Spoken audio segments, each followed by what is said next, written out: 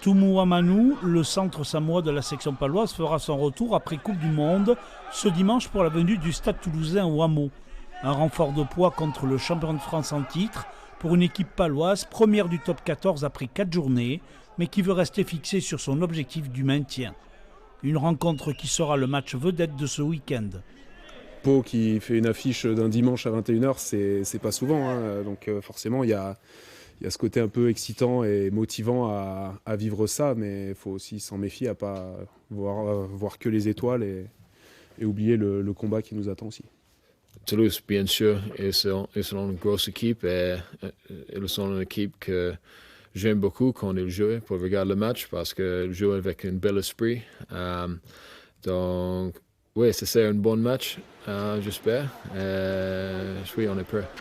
Autre joueur palois à revenir après Coupe du Monde, le troisième ligne fidjien Lekima Tajitajivalou. La section paloise et le Stade Toulousain enregistreront ainsi plusieurs retours, mais Antoine Dupont sera absent côté stadiste.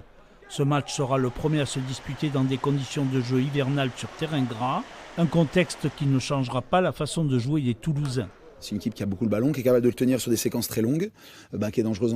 C'est Toulouse, contre-attaque, turnover, mais des fois on le dit pas en premier, mais surtout qui est très dominante avec ses avants.